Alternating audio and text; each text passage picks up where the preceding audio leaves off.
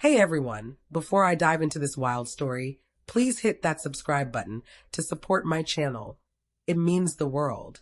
Now, let's get into it. My girlfriend messaged me. I let my friend borrow your car, but she says it was stolen. I shot back. It's fine, I'll deal with it. 2 days later, the cops tracked it down, parked right outside her friend's boyfriend's place. But when they popped the trunk, they uncovered something that hit the headlines.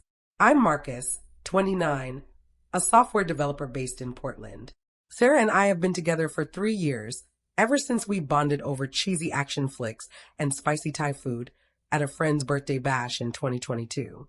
We clicked instantly and moved in together after about a year and a half. Life felt like smooth sailing until last Tuesday when everything flipped upside down. I was in the middle of a sprint planning meeting, my phone buzzing on the conference table. It was Sarah.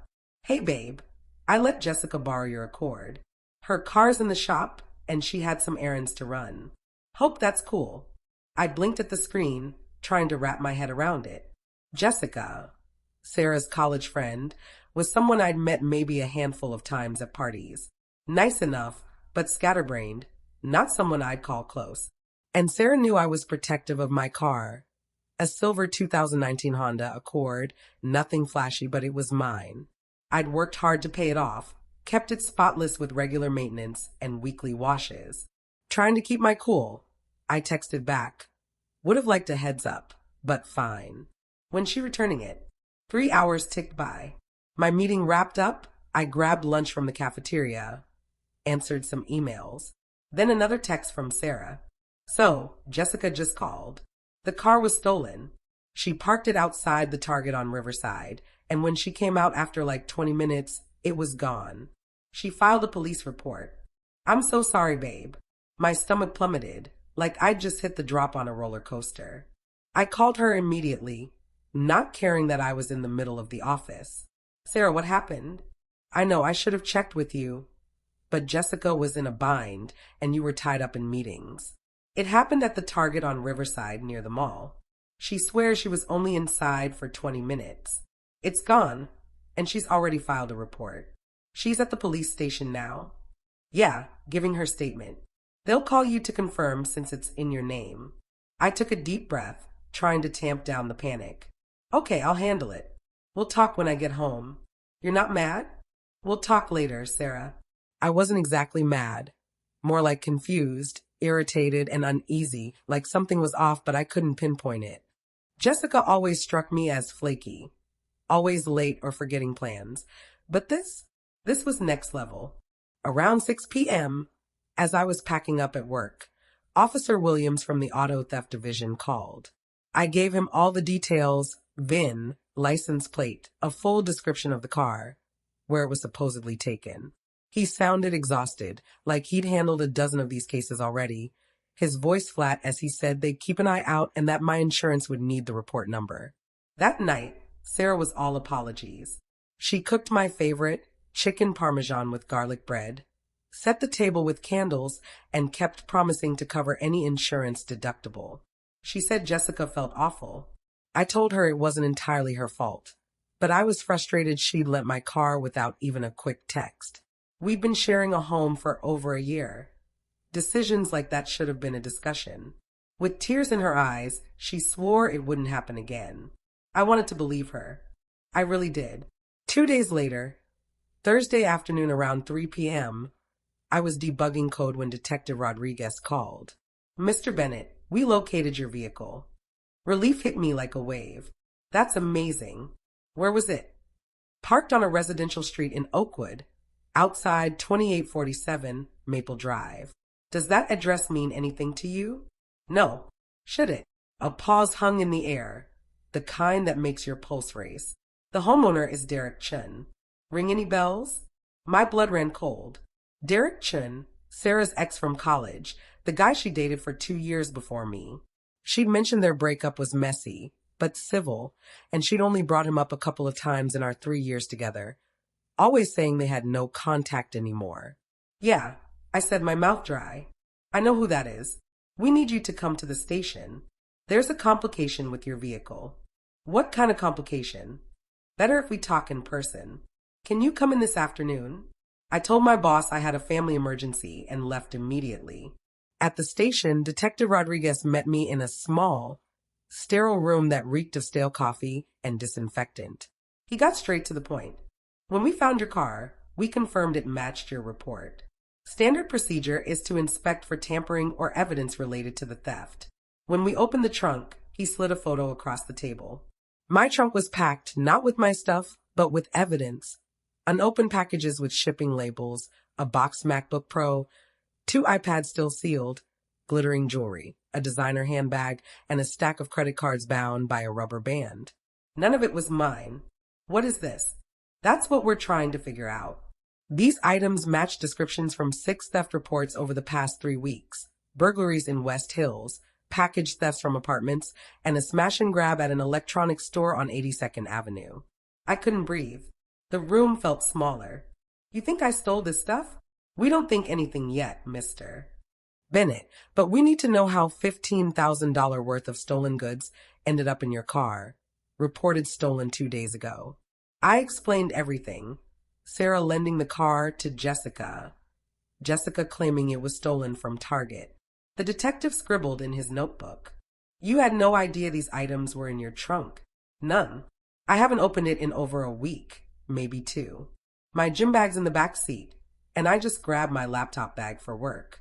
He studied me, searching for any hint of a lie. We'll need to verify your alibi for the theft dates and get contact info for Jessica Morrison and your girlfriend. My hands shook as I gave him their numbers. They let me go after taking my statement, but my car was now evidence in a criminal case, so I couldn't drive it. I took an Uber home, my mind racing. This wasn't random. Someone used my car for crimes and parked it at Derek's house. Why Derek? Was Jessica involved? And the question that twisted my gut, did Sarah know anything? When I got home around 7 p.m., Sarah was on the couch, working on a graphic design project. She smiled brightly. Hey, babe, did they find your car? Yeah, outside Derek's house. Her smile vanished. What? Derek's house. Your ex, Derek Chen. My car was parked on Maple Drive, and the trunk was stuffed with stolen goods, electronics, jewelry, credit cards, evidence from at least 6 crimes. She stood up so fast her laptop nearly slid off. That's crazy. Why would? How did your car even? That's what I'm trying to figure out. When's the last time you talked to Derek? I haven't spoken to him in years, Marcus. Not since before we met. You know that. Do I? Because right now I don't know what to believe. Her expression hardened. What are you suggesting? I'm asking straightforward questions. My car was found at your ex's house, full of stolen goods, 2 days after you lent it to your friend without my permission. Jessica wouldn't do something like that. Does Jessica know Derek? Sarah went silent, her face paling. Sarah, answer me. They dated for a few months after Derek and I split. It wasn't serious. The room spun. I sank into the armchair. And you didn't think to mention that when you gave my car keys to your ex's ex?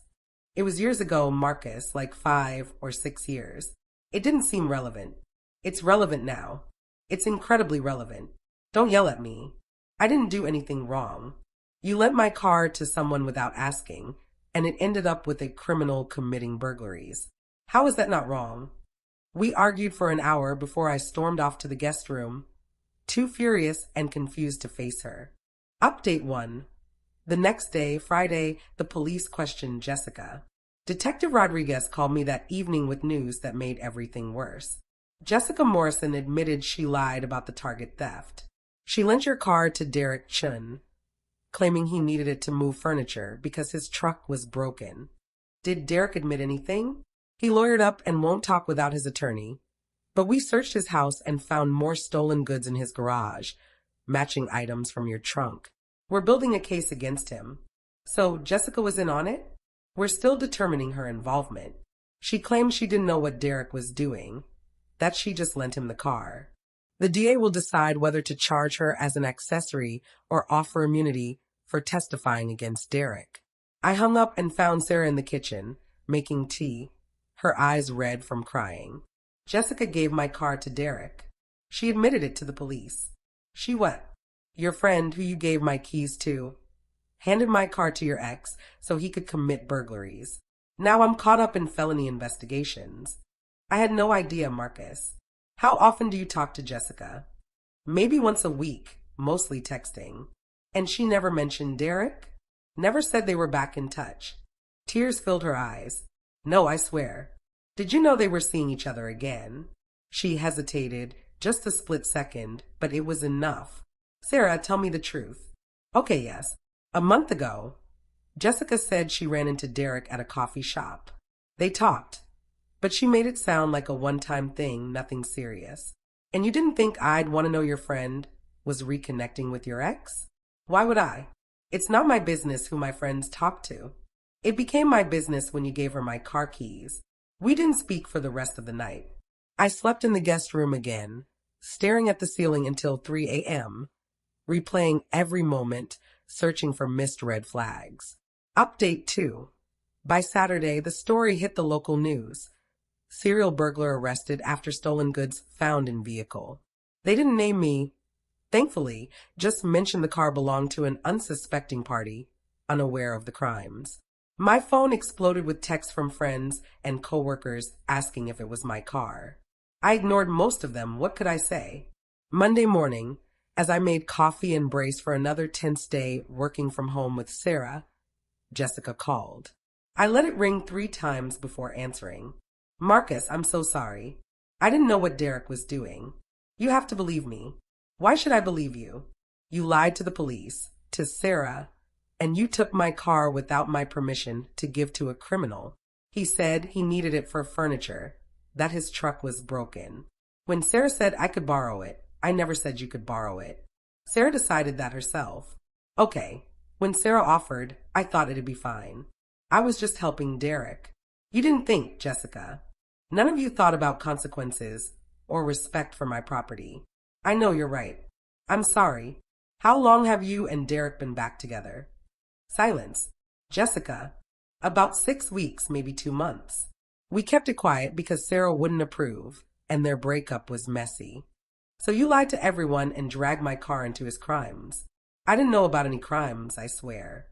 I don't care anymore. I hung up and blocked her number. Update 3. Tuesday afternoon, Detective Rodriguez called again. We've charged Derek Chen with 6 counts of burglary, multiple theft charges, possession of stolen property, and trafficking stolen goods. The DA's going hard. What about Jessica?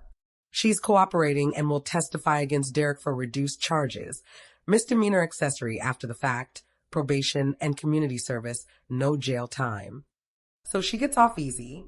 Her testimony strengthens the case against Derek. It's how the system works. Am I clear? Completely. Your alibi is checked out. You were at work or home with verifiable activity during the thefts. You're a victim here, Mr. Bennett. I didn't feel like a victim. I felt like a fool for trusting the wrong people. That night, Sarah and I had the talk. I told her I couldn't trust her judgment anymore. Lending my car without asking was bad enough, but her obliviousness to who Jessica was involved with showed a carelessness I couldn't ignore. How could I plan a future with someone who didn't consider basic consequences? She sobbed, apologized, offered to go to counseling to cut Jessica out of her life. But broken trust like that doesn't just mend. Final update, it's been 8 weeks. Derek took a plea deal, 3 years in prison and restitution to victims. His lawyer warned a trial would mean more time. Jessica got 2 years probation and 200 hours of community service. She moved to Arizona to stay with family.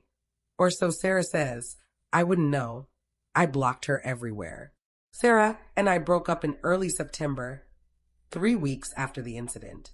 It wasn't dramatic, just a quiet acknowledgement that the trust was gone. I couldn't look at her without seeing how her choices nearly ruined me. She moved out 2 weeks later to stay with her sister until she found a new place. We've only exchanged one brief text about splitting bills and who kept the coffee maker. I got my car back last month after it was released from evidence. I paid for 2 professional detailings to shake the feeling it had been tainted by crime. I still drive it daily, but sometimes when I'm loading groceries, I glance at the trunk and think about how fast life can spiral because of others' lies and decisions. I'm not angry anymore, just exhausted. Exhausted by people who don't consider consequences, by trusting those who don't deserve it, by cleaning up messes I didn't make. But I've learned my lesson. Never let anyone borrow your car, even if someone you love vouches for them. Some lessons cost you a relationship, nearly a criminal record, and a lot of sleepless nights. Edit 1. Some of you asked if I sued Jessica or Derek. My insurance covered the detailing, and I had no other major losses. My lawyer said I could pursue civil damages for emotional distress, but I just want to move on and leave this mess behind. Edit 2. For those asking about Sarah, I don't believe she was involved in the thefts or knew what Derek was doing. I think she was just clueless, but cluelessness can hurt just as much as malice when it upends your life.